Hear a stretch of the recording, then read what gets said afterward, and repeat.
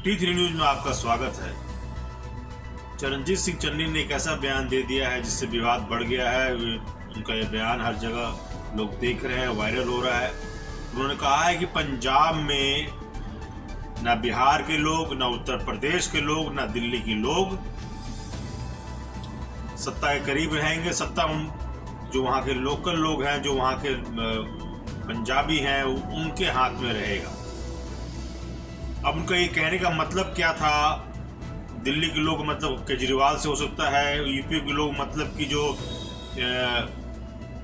प्रचार करने आ रहे हैं पंजाब में यूपी से, उनका मतलब हो सकता है, और बिहार के लोग जो मजदूर जो लोग वहाँ बसे हुए हैं। लेकिन सीएम साहब को ये याद होना चाहिए कि बिहार के, यूपी के लोगों को बुलाया जाता है वहाँ काम करने के लिए, और वो मजदूरी करके मेहनत करके पैसा कमाते हैं। वो अपने आप नहीं जाते वहाँ पे। अब सजाने भी लगे होंगे, लेकिन बड़ा कंट्रीब्यूशन रहा है उनका। और दूसरी बात कि अगर आप बगल में प्रियंका गांधी जी हैं और वो यूपी की इंचार्ज हैं कांग्रेस में, ऐसे कांग्रेस कोई खास तो यूपी में करने नहीं जा रही है, ना इससे कोई असर होगा। इसका फायदा एसपी को ही होगा। और उनको भी वहाँ पे खड़े होकर ये बात शायद बहुत देर बाद में समझ में आई होगी कि उन्होंने शायद गलत बात पे ताली बजा दिया है। पंजाबियों की बहू है, एक से ही तगड़े होके एक पासे हो जाओ पंजाबियों। ये जेड़े यूपी दे, बिहार दे, दिल्ली दे भैये आगे से राज करते ना, बड़ नहीं कभी भी कोई अगर भारत स्वतंत्र देश है, लोकतंत्र है, यहाँ पे कोई भी किसी राज्य जाए कहीं काम कर सकता है, इसमें कोई दिक्कत नहीं है।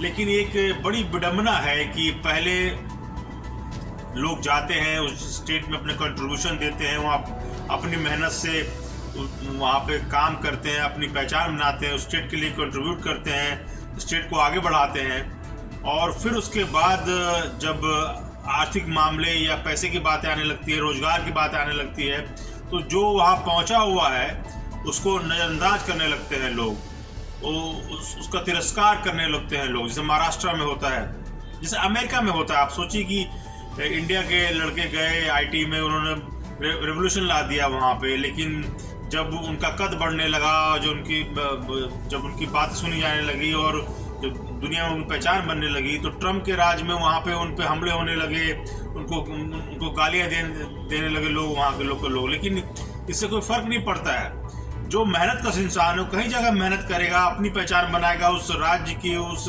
देश की पहचान बनाता है, इसलिए उनकी रिस्पेक्ट करनी चाहिए। तो इस तरह का बयान मुझे लगता है कि चरणजीत सिंह चन्नी जी को ऐसा नहीं करना चाहिए था, क्योंकि ये भी शो करता है कि कांग्रेस अति आत्मविश्वास के साथ कुछ गलतियां ना कर दे और वहां आपको फायदा ना पहुंचा दे। ऐसे इसका यूपी में कोई खास असर होगा नहीं, क्योंकि कांग्रेस कोई खास पोजीशन यूपी में नहीं है। एसपी को फायदा इससे होगा, बीजेपी को कोई खास फायदा नहीं होगा, क्योंकि बीजेपी ऐसे ही इन सब मामलों में काफी पहले बदनाम रह चुकी है, तो इसलिए कोई खास फायदा बीजेपी को होने नहीं जा रहा। लेकिन इस तरह की बयानबाजी से कांग्रेस को अवॉइड करना चाहिए, क्योंकि अगर आपकी स्थिति अच्छी है और आपके कार्यकर्ता मेहनत करने में लगे हुए हैं, तो ऐसे बयान दे के आप वो पुराने कांग्रेस की याद दिला देंगे और लोग जो करीब आ रहे हैं शायद दूर चले जाएं आपसे। Thank you.